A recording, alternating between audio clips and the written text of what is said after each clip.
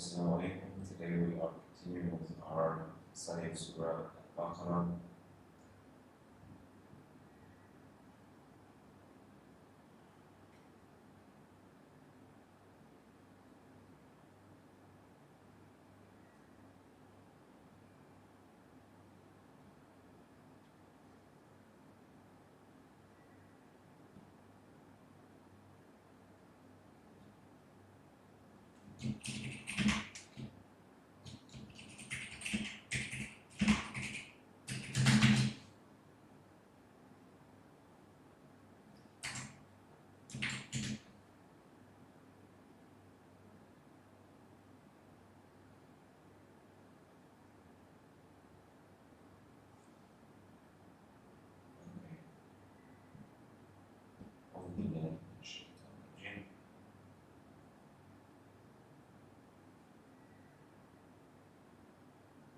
So recently we discussed in two verses 54. Just to give a very brief summary, the discussion was starting from verse 40 when God addresses the children of Israel, tells them to fulfill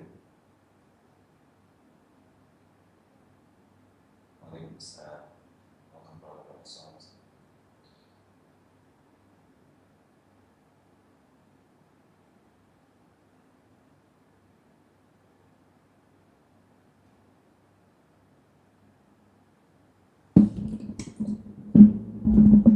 Thank you, brother. I forgot my mic entirely, but it should be fine.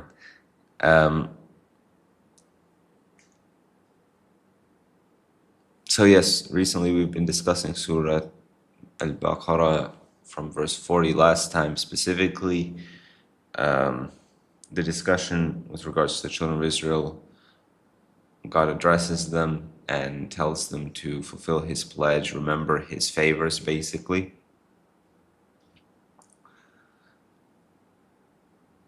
And so for me, this is a tangible example. Like God spends a lot of time and a lot of verses addressing them.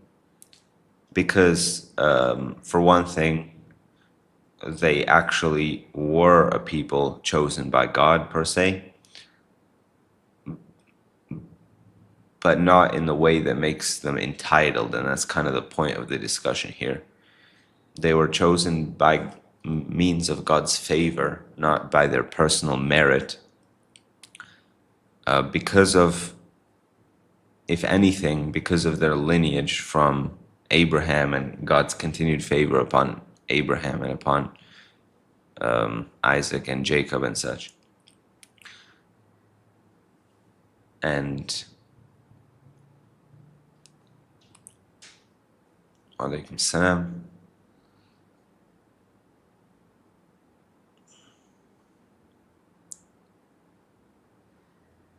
But we see multiple times God remind them in this case of like both His favors and how we talked about the calf last time. They took the calf right after God had saved them, right after God had showed them basically undeniable signs. They still go into associating with God, into shirk, which destroys any claim of personal merit, or like you can no longer claim or hold the delusion that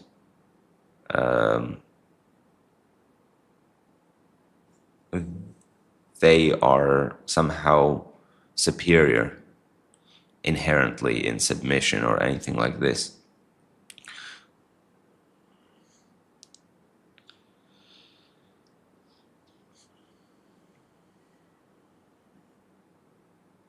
They made like a fatal mistake, and they continue to actually compound that error soon after when they refused to enter the Holy Land, though we haven't gone to that verse.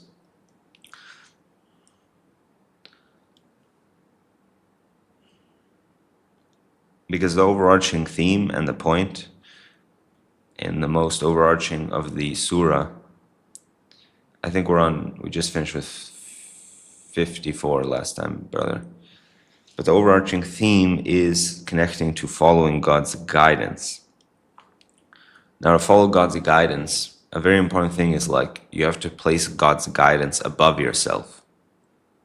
Because if it's not above yourself, you're not following it. It's like following you, if that makes sense. And you're just picking and choosing what you like. So for submission, you must lower yourself beneath God's guidance, if that makes sense. This is kind of my analogy, but it holds pretty well.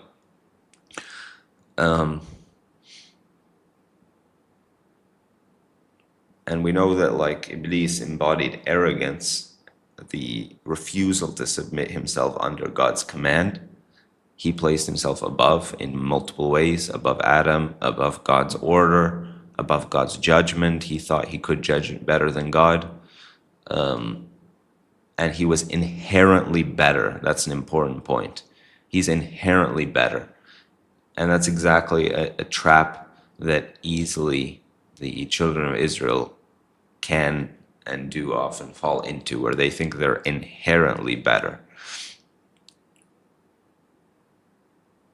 Not better by means of following God's guidance or submission.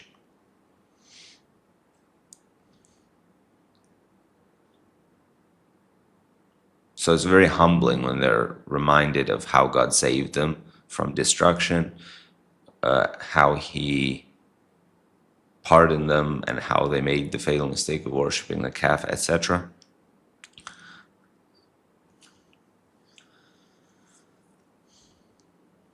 So now 55, أعوذ بالله من الشيطان الرجيم. Yes, actually, that's a good point. Following desires is always contrasted to following God's guidance in the Quran. And this surah contrasts so many things with following God's guidance in parallel. Following what you found your fathers upon, following the devil, following desires like you mentioned, many different parallel formulations as opposed to following God's guidance or following what God revealed.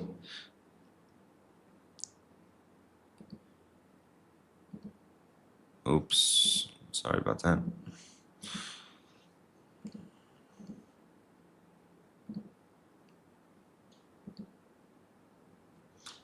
Okay, I'm going to put the StreamYard link in the chat if anyone wants to join the stage.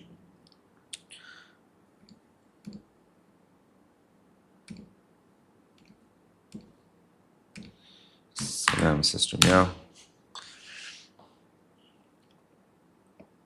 It's now reading 55.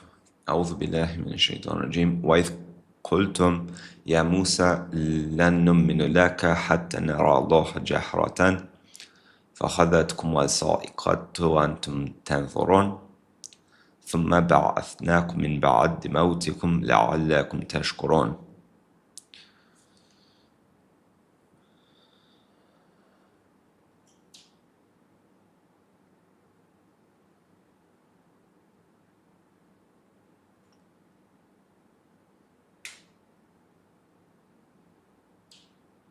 Okay. وظللنا عليكم الغمام وأنزلنا عليكم المن والسلوى كل من طيبات ما رزقناكم وما ظلمونا ولكن كانوا أنفسهم يظلمون. And when you said, O Musa, we will never believe you until we see God openly, so seized you the thunderbolt while you were observing. Furthermore, we raised you from after your death that you may be grateful. And we shaded upon you the clouds and brought down upon you the manna and the salwa, quails.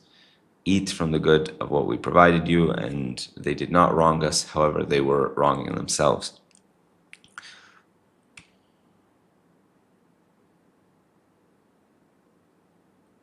And to Brother Saad's question, what's the specific word for desires that we're referring to?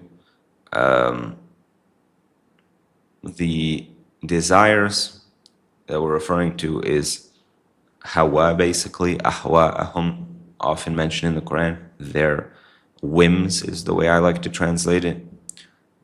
And there's no context in which it's ever positive. It's only, in fact, God says, whoever follows his whims, the reference is like, oh yeah, today, let me just give you a quick reference, which is a good one. To Dawood, he says, do not follow your whims, for they will mislead you from the path of God. Indeed, those who lose the path of God have a severe punishment for forgetting the day of reckoning.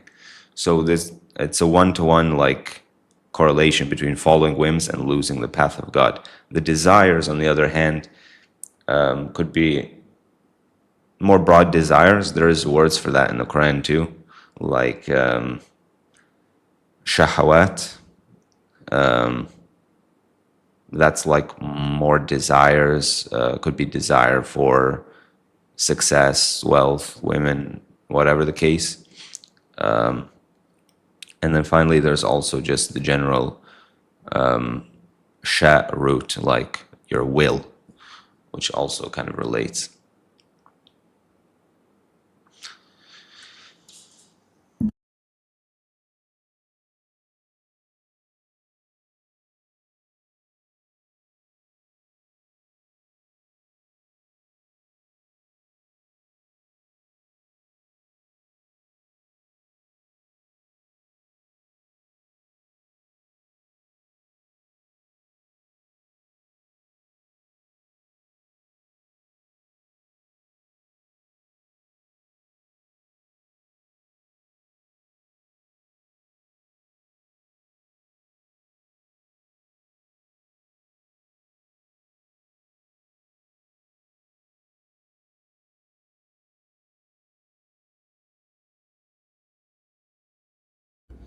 Walaikum assalam, welcome, Brother Mahdi.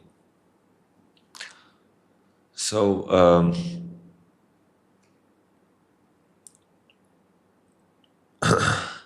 so basically this whole section of the surah largely unfolds with this format where God says, and when, and cites case after case, each of which is connecting to either a reminder of God's favor or a reminder of sort of the children of Israel's past failures to follow his guidance, specifically, I would say.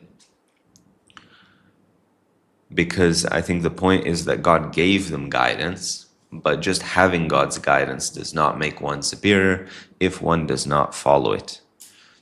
Wa alaikum salam. Yeta, welcome. So they additionally were, obviously they asked to see God in order to believe.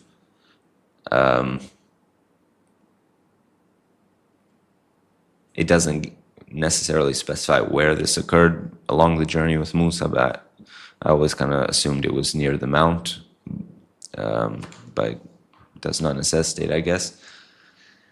They asked to see God openly, and they're seized by the thunderbolt or a sa'iqa, like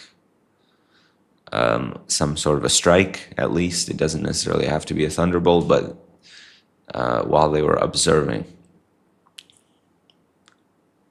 So they basically die or are struck down, and then God says, we raised you after your death that you may be grateful. So instead of seeing God, God strikes them down.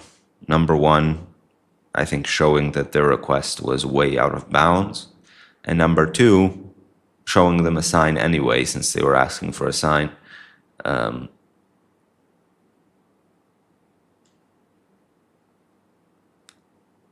Yeah, mashallah, that's a really good point, Brother Saad, because Musa asked technically a similar request in a way more humble way, obviously, but he did also ask to see God, and the same word is used. Like the mountain, he says, look to the mountain. If the mountain remains in its place, you will soon see me. He looks to the mountain when God sort of reveals himself to the mountain, it collapses. And then Musa, it says, fell sa'iqan. He fell struck. So it's the exact same word as the bolt here that struck them. So he fell unconscious. And then when he recovered, he repented.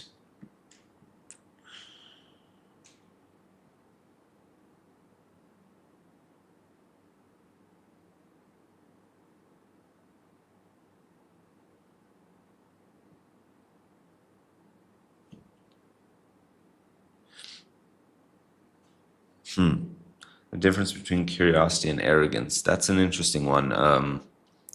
I do think that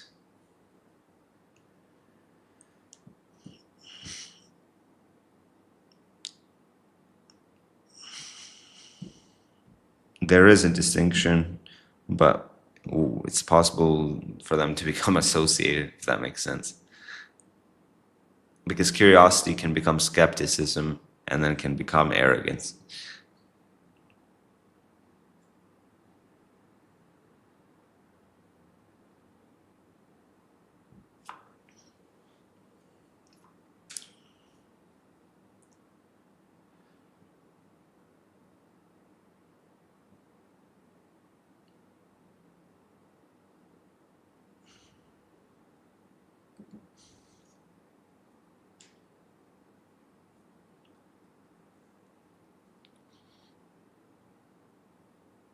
So this is like, at this point, like at least the third time in a short collection of verses where God has saved them from destruction. Saved them from Pharaoh, who was destroying their nation basically, slaughtering their sons over generations. He saved them from when they worshipped the calf, which was basically a fatal mistake. And he saved them from literal death upon being struck for their hardness of hearts, basically.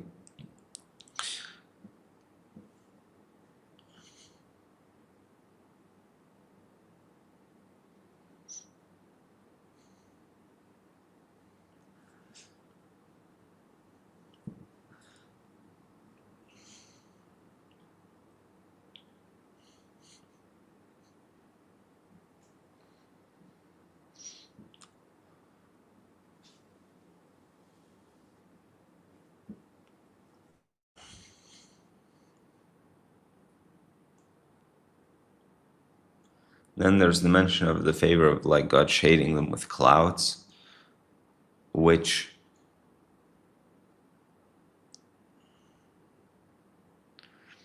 like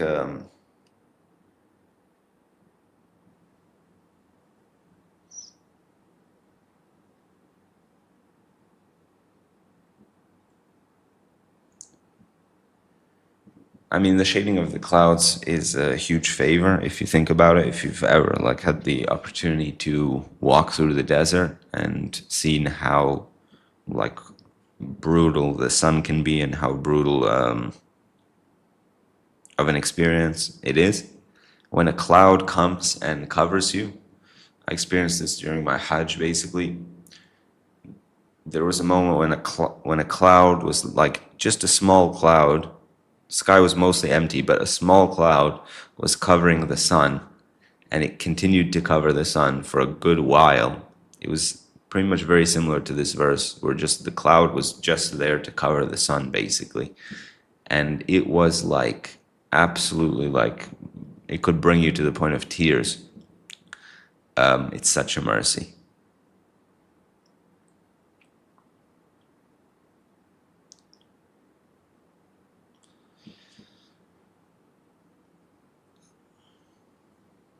But anyway, to someone who's like dismissive of God, it's easy to dismiss these kinds of signs. Like they would just be like, "Oh, it's feeling kind of cool. What's going on? Oh, this cloud, kind of cloudy right now," if you see what I mean. But to God, he's like literally, from God's perspective, he is shading you with clouds.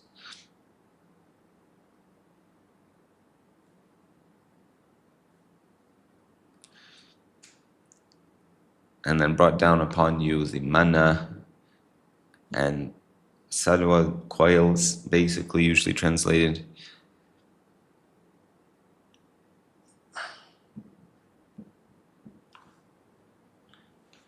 So classically, based on the biblical reference as well, these are thought to refer to a sort of grain which makes bread, as far as I remember, and quails being birds, basically, obviously. So basically a source of meat and bread, which is pretty much a complete diet.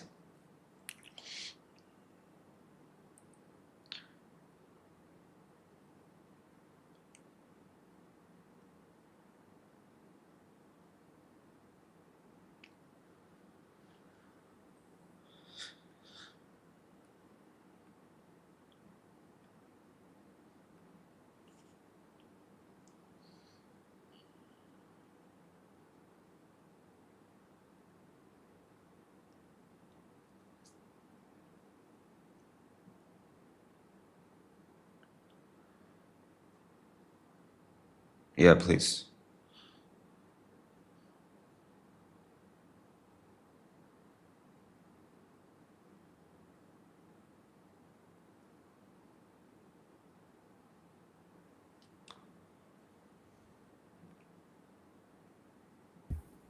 Salam.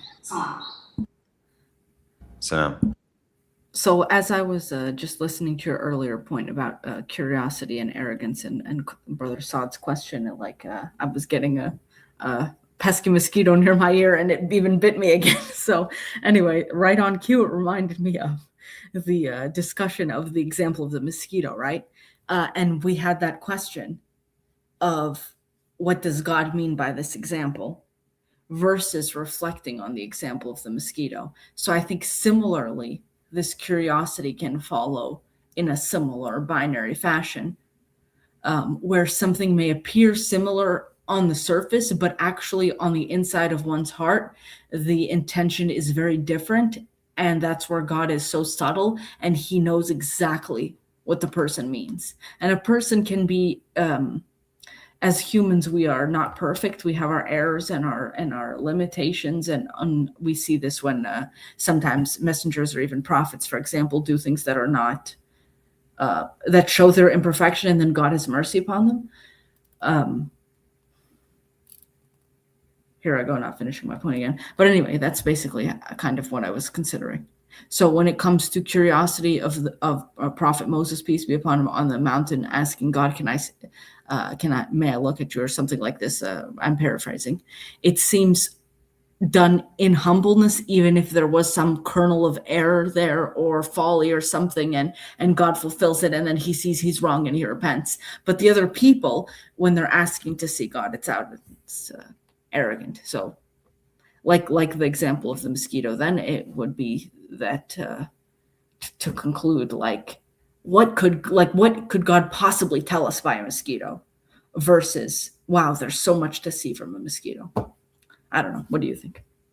yeah, what I think actually is if it's the actual overarching discussion of following God's guidance, putting yourself under his guidance, or putting his guidance under you, so to speak, which I keep going back to, because on one hand, if you are curious in a way where you are still putting yourself under God's guidance, you just want to follow or submit more, or whatever the case, that's different. But if you're curious in a way, in a judgmental way, where you are the judge and you want to see if this aligns with your worldview or if this makes sense to you, then it's a different way. It's like you're putting yourself above the guidance. So for them, like asking to see God openly, it's like basically prove it to us. Like we need proof.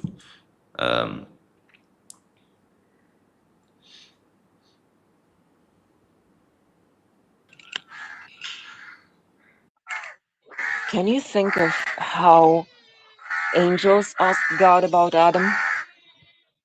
Was that curiosity or skepticism?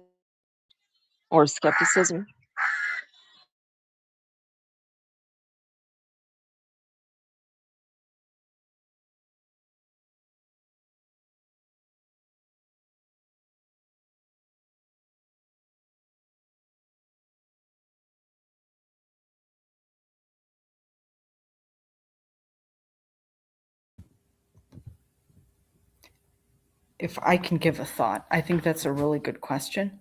And I think that it's since free will is not the right word, but since they do not fall off of the command of God, generally I would say that even though it may seem that their question was that kind of skepticism, it may have had, like, it may have been unable to venture off into a unacceptable arrogance. But then you have the issue of Iblis. So I don't know. So maybe that's where Kana min al Jinn comes in. I don't know.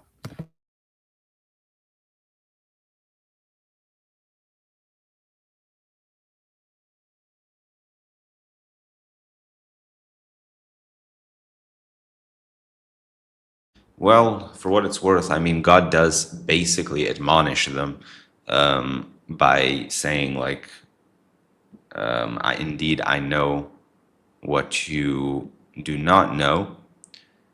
And then when he proves it basically to them, he says, did I not say to you that I know what you, that I know the unseen of the heavens and the earth, and I know what you reveal and what you are concealing?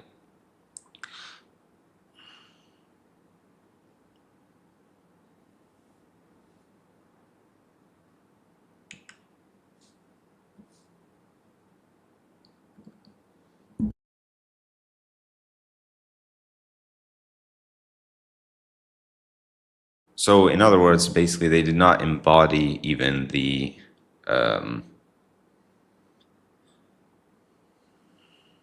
they had obviously, like, their intention was 100% noble, so to speak. They were just saying that he's not a creature that will be as obedient. Their point was in the framework of exalting God. They thought that they exalt God better. But even then, even in that objection, they still were not, they were somewhat deficient in recognizing that, like, God still knows what they do not know, because they had to be reminded of that.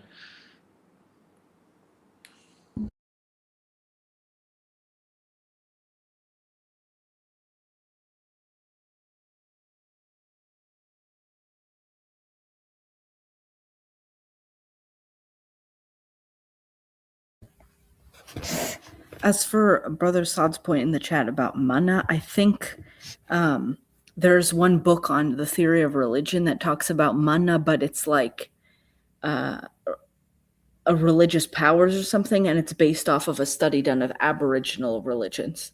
So I don't know, Musa, if you've looked into the etymology, if both come up. I don't think they're related, but it's interesting that both of them come in a very deeply religious context. I mean, just from a quick thing, apparently manna could be related to the other, like manna in the Quran, which is favor. And secondly, quails might be related to solace, but I'm not so sure. I mean, salwa.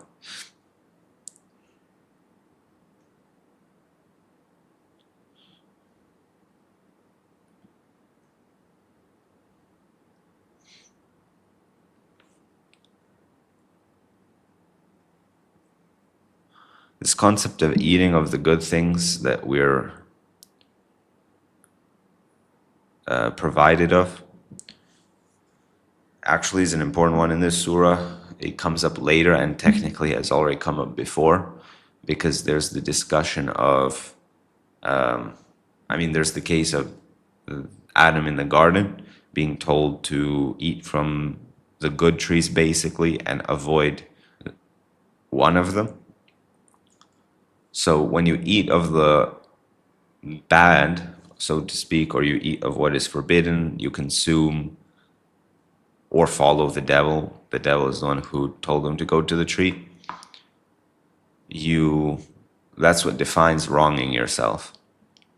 It's actually like very deep and definitional. So eating or consuming the good things is on the same side as following God's guidance. Eating of the bad things is on the same side of following the devil. And this comes later as well, like there's a chunk of verses that are directly talking about eating of good things and not following the footsteps of the devil and following guidance as opposed to following what you found your fathers upon, even if they were not guided.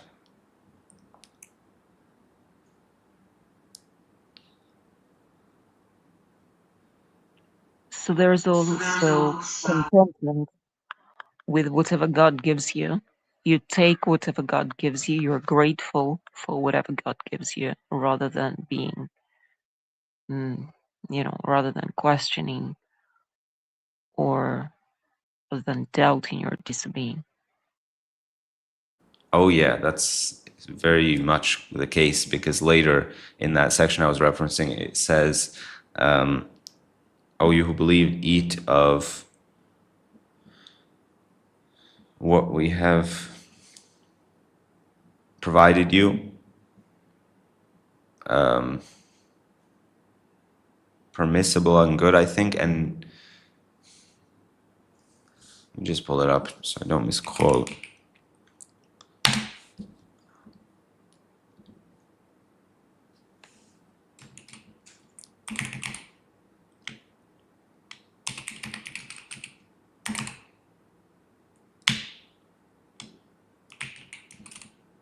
Okay.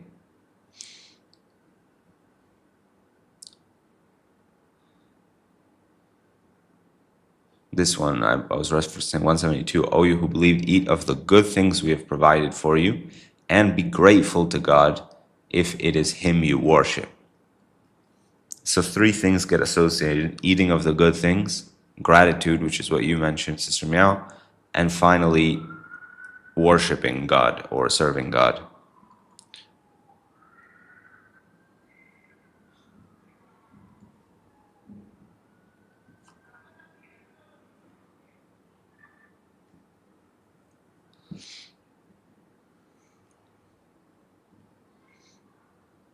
Then there's also mentioning God's name over food. So God's name or someone else's name, thus being grateful or ungrateful.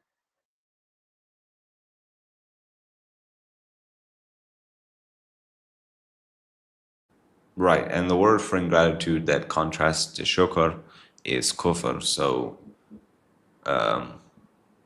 So basically, like eating the good things in a grateful way is, how to put it,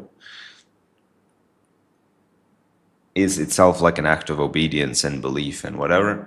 But eating the bad things or consuming what is bad is a direct denial of God.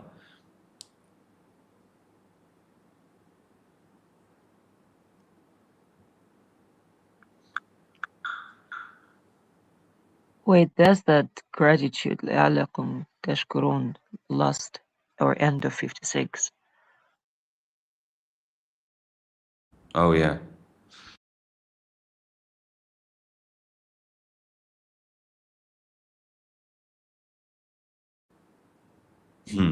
Oh man, and also you can connect. Remember how like God says multiple times in the Quran, whoever is grateful is only grateful for himself. And then here they were like set up. They had an assist completely set up for gratitude.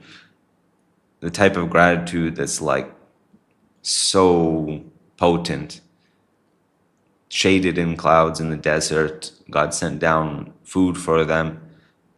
They had such an opportunity for gratitude, and when they failed to be grateful, they were wronging themselves. It's not that they wronged God. Like God said, whoever is grateful is only grateful for himself.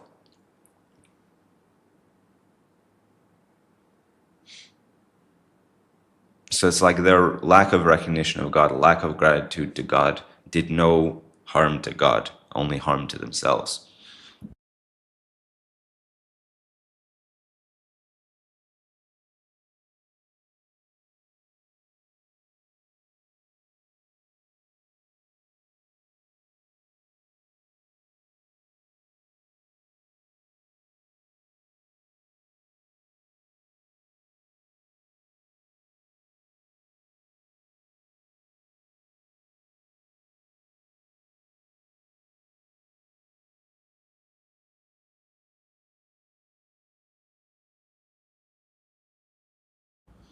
Any other thoughts to 57?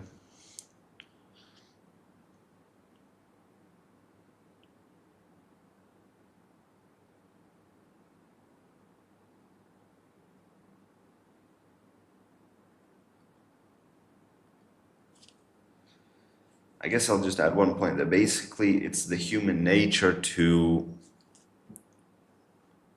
go beyond. Like clearly Adam had all the fruits he needed in the garden. He didn't need the other tree. He was well provided for. He did not need to go to the one tree.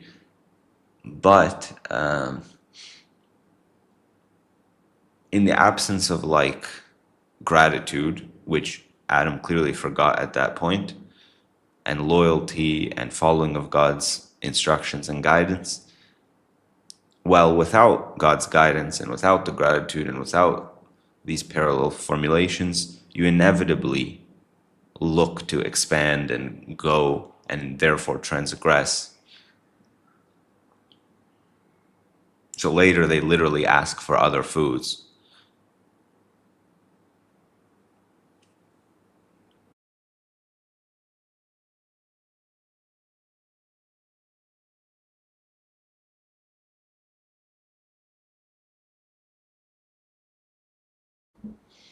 Anyway, reading on, وَإِذْ قُلْنَا أُدْخُلُوا هَذِهِ الْقَرْيَةِ فَكُلُّوا مِنْهَا حَيْثُ شِئْتُمْ رَغَدًا وَادْخُلُوا الْبَابَ سُجَّدًا وَقُولُوا حِطَّةٌ نَغْفِرْ لَكُمْ خَطَايَاكُمْ وَسَنَزِيدُ الْمُحْسِنِينَ فبدل الذين ظلموا قولا غير الذي قيل لهم فأنزلنا على الذين ظلموا رجزا من السماء بما كانوا يفسقون.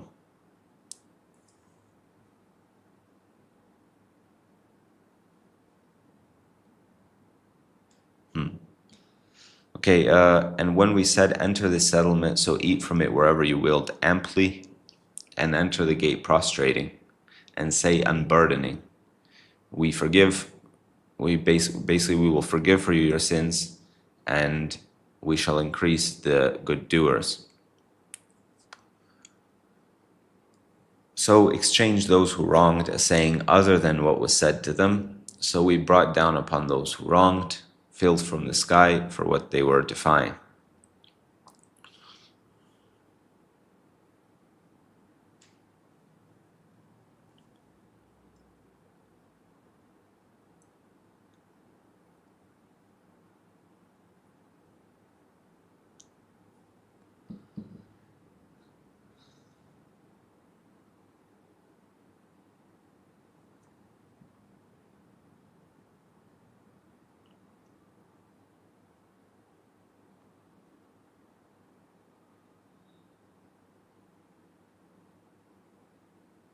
Well, I believe enter the gate prostrating is figurative here, so.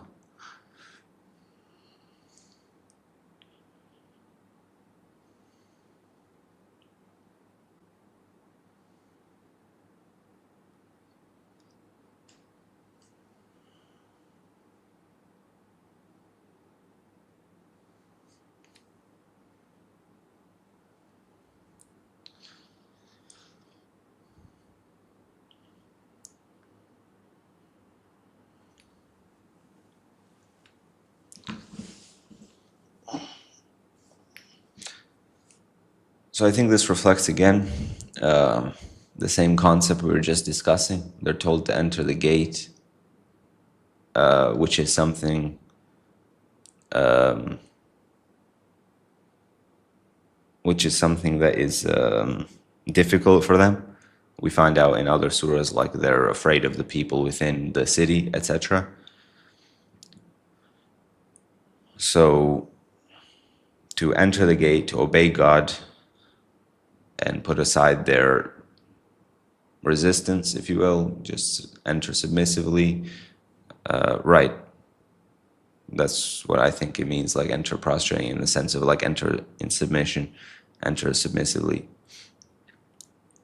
And God says, we will forgive you your errors and will increase the doers of good. So again, out of God's incredible mercy, He gives them an opportunity. Like, they've made some pretty grave mistakes so far, but God gives them an opportunity still to be forgiven, like of their countless mistakes so far, and of whatever, like their human insufficiencies, as long as they obey Him, His command in this case, which is better for them and will result in them eating from wherever they wish. It's almost like they're being told to enter.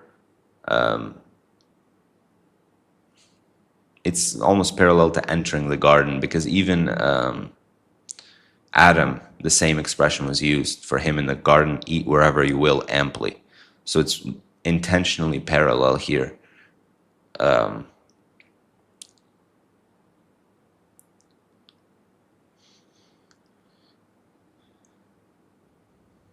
So they exchange the saying which was said to them. It gets said in quite a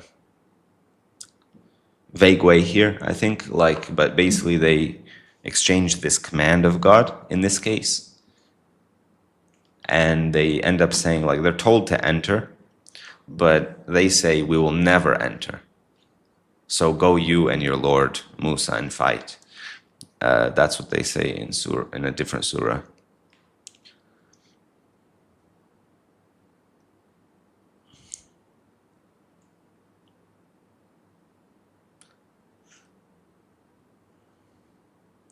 And then as a result, they don't get to eat the good things in the city.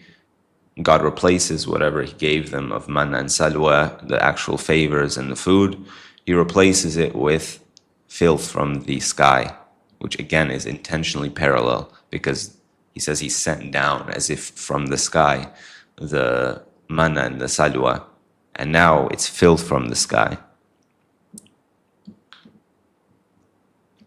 For what they were defying, their defiance to God's command and refusal to follow His instruction, His guidance, His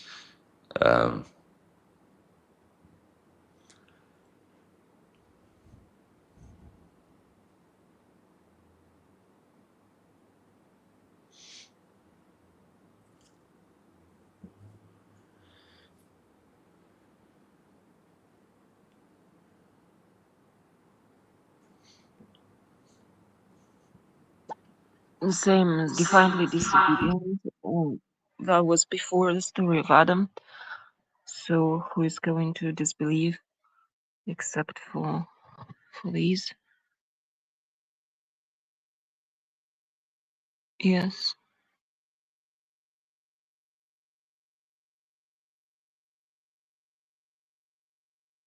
Which one did you reference? Being defiant or defiantly disobedient.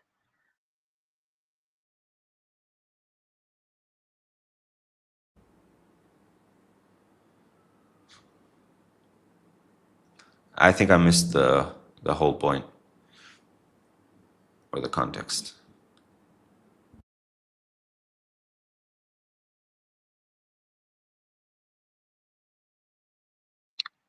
So who's going to guidance being sent down and being guided except for being defiantly disobedient?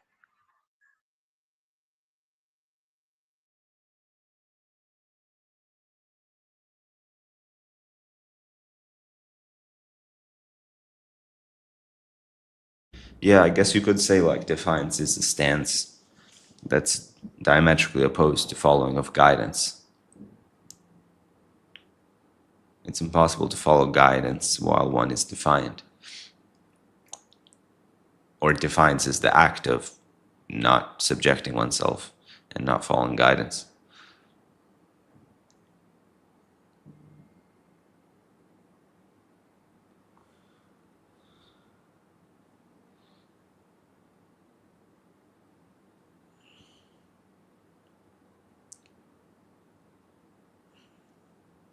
Any other thoughts to 59?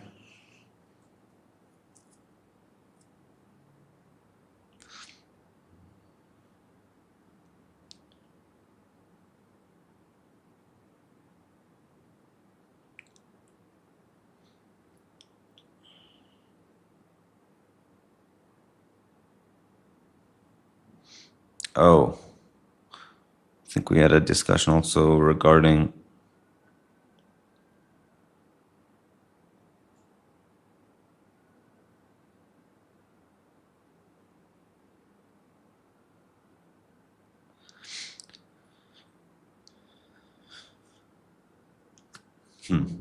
I think walking on the face.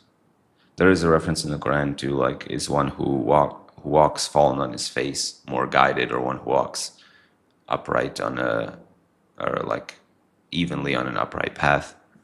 But walking fallen on the face is referencing like walking with your head down more so than anything else.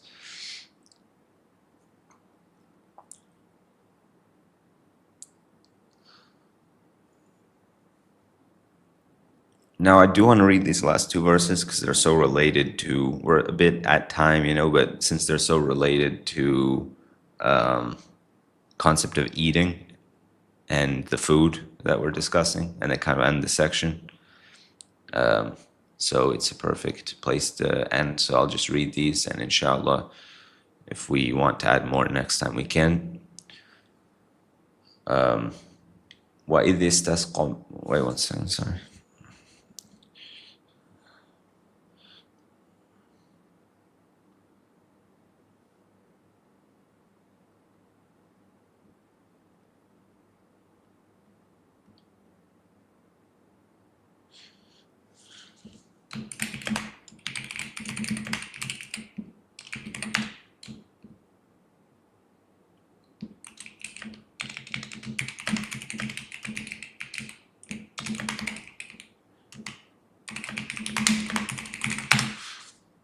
Okay.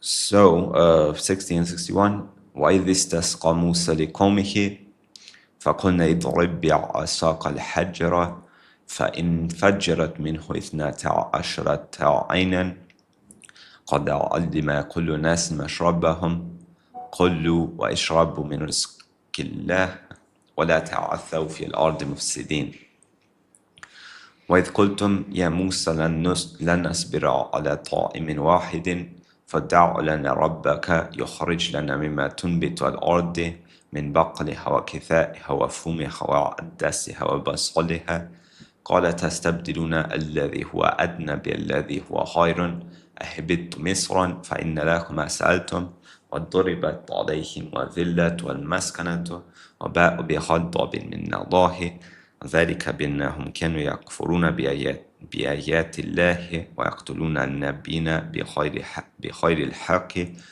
ذلك بما عصوا وكانوا يعتدون. And one sought quenching or like water, basically Musa, for his people. So he said, strike with your staff the stone, so gush from it 12 springs. Already every people knew their drinking place. Eat and drink from the provision of God, and do not tangle in the earth as corruptors. And when you said, O Musa, we will never endure upon a singular food, so call for us your Lord, that he extract for us from what sprouts the earth of its herbs, and its cucumbers, and its grain or garlic, and its lentils, and its onions. He said, would you exchange what is lower for what is better? Go down to Egypt, so indeed for you is what you asked. And struck upon them the humiliation and the poverty, and they returned with anger from God.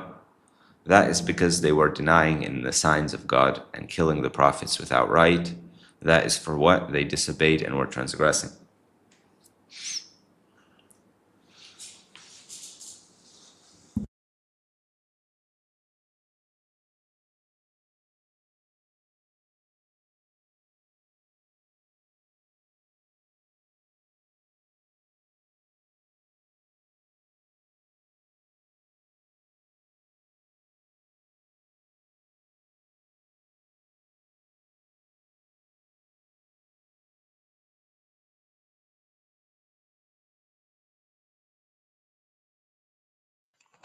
So that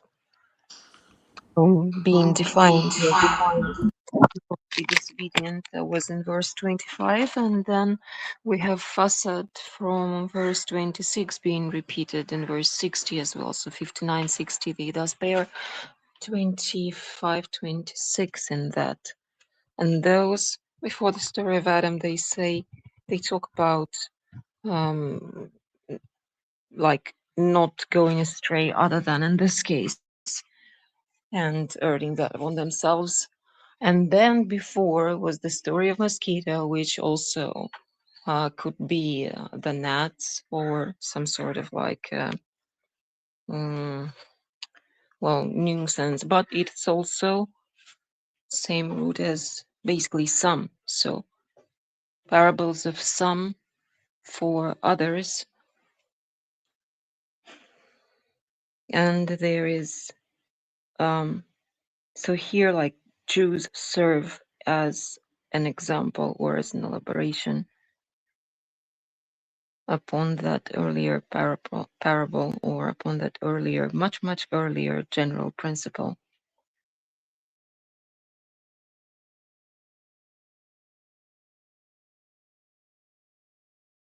The principle being exactly what? Ruining themselves, being defiant and causing corruption. So that was much more so earlier mentioned, and that wasn't like there was one case study for Adam and Iblis, and then there is something similar more so on the communal level. Right. And I think I had made the point at some point, like corruption itself results from not following God's guidance. Um,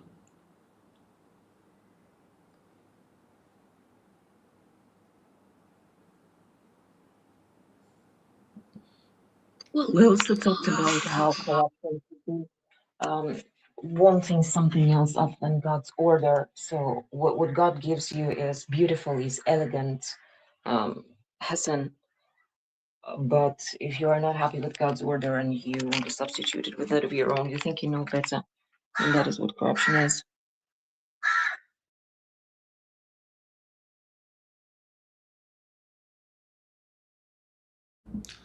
and actually, this verse 60 also added the other aspect of the water, like God provided them food, shade, almost like shelter, and water. And water is like arguably the biggest one because without water in the desert, you're truly finished.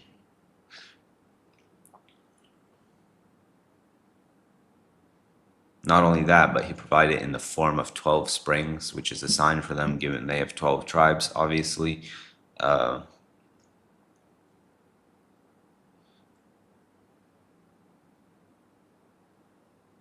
and then there's the explicit sort of contrast between eating God's provision and corrupting the earth.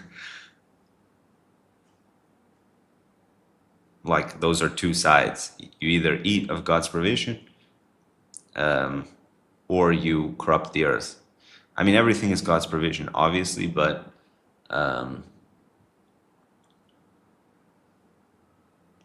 I don't know how to express it exactly.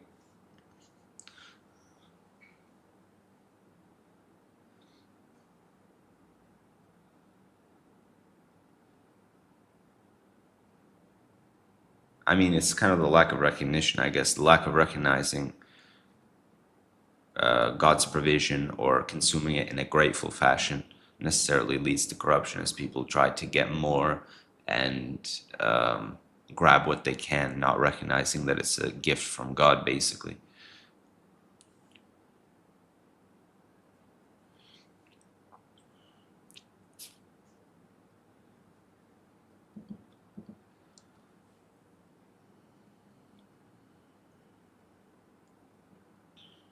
Then we get to the verse where they're exchanging, literally basically exchanging what God has given them for a small price.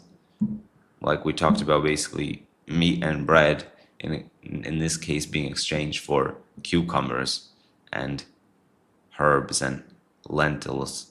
Like this is like completely inferior food, but it's just what they wanted, the flavors they wanted, and what have you. As they say, we cannot endure a singular food, so it was getting bland for them.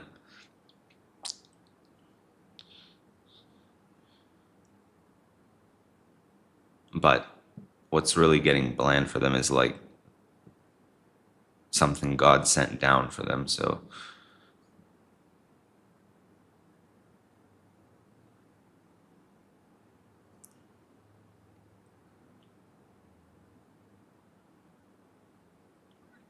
It's like go down to Egypt. Isn't it almost like the same as Adam was sent down from paradise for not being happy with what he was given, for wanting more, subhanallah, or exchange, and then they were stricken with this poverty, suffering, humiliation. yes, exactly, because it uses the same word anyway, ihbitu. I mean, of all words, it uses the same exact word that Adam is sent down with upon eating of what was beyond what God had given, if you will, for him. That's exactly what they're asking. Musa gives the same word. And this case is even more humiliating, I find, because he says, go down to Egypt, if you read it this way, which is exactly the place they were saved from. But it's where they can find those foods that they want. So they literally have to go back, like go back to the people who oppressed you, and you'll find that food. Go back to the people God just saved you from.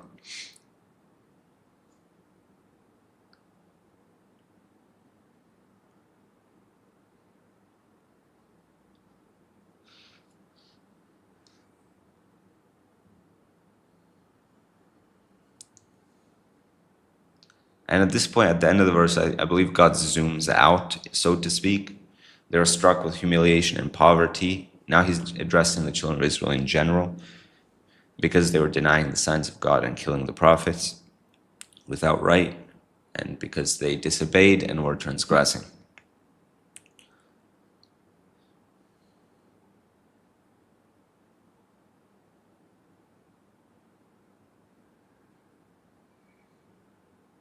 So just from a microscopic example of them asking for, not being satisfied with what God sends down for them, shall we say? Well, they follow the same pattern when they're denying God's signs. God sends down their signs and they're not satisfied. God sends the prophets and they're not satisfied.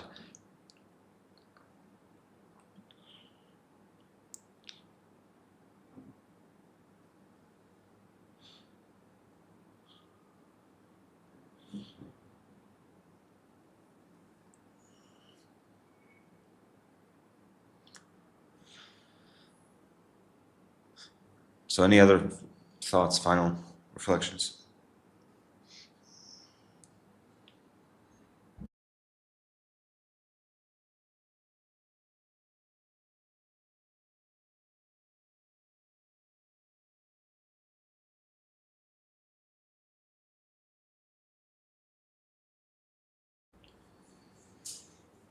Okay, if not, I know we're a bit over time and I do have to go, so we'll wrap up for the day. Inshallah, we'll resume after tomorrow. with verse 62, or maybe we'll do a summary, I'm not quite sure, but either case, after tomorrow is the next session, so hope to see you guys there. Peace be upon you. Assalamu alaikum. Thank you so much. Till next time, inshallah.